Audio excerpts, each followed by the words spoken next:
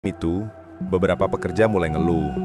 Katanya, kalau mereka nunduk terlalu lama waktu nyekop lumpur, mereka ngerasa kayak ada tangan yang megang pergelangan kaki dari dalam air.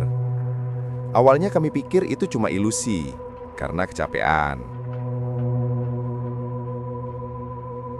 Sampai suatu pagi, pas Arif nyuci sepatu di pinggir bendungan, dia tiba-tiba jatuh ke air dan waktu ditarik, celananya robek di betis, kayak digaruk benda tajam.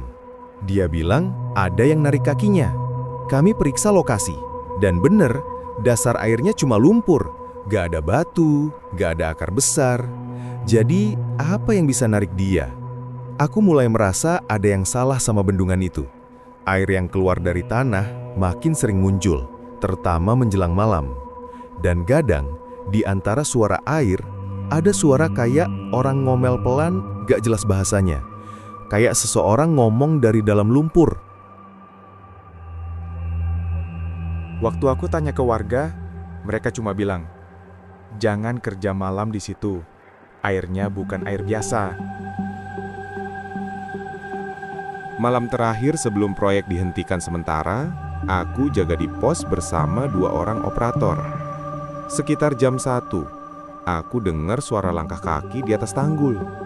Kukira itu petugas ronda. Tapi waktu kulihat, yang jalan itu bukan orang proyek. Sosoknya kurus, bajunya putih kotor, jalan pelan banget ke arah tengah bendungan. Aku panggil tapi gak nyaut. Dan anehnya, setiap kali dia melangkah, air di bawahnya bergetar sendiri. Kami kejar, tapi begitu nyampe di tengah bendungan, sosok itu Berhenti dan tiba-tiba lenyap, kayak jatuh ke dalam tanah. Pas kami dekati, ternyata tanah di situ kering. Gak ada lubang, gak ada bekas pijakan.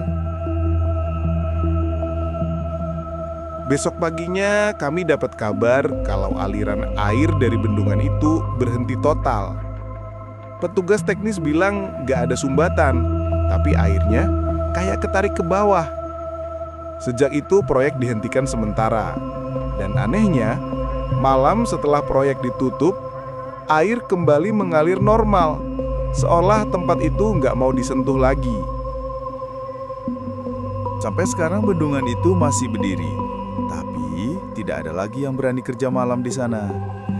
Karena kadang air yang tenang bukan berarti tak menyimpan arus.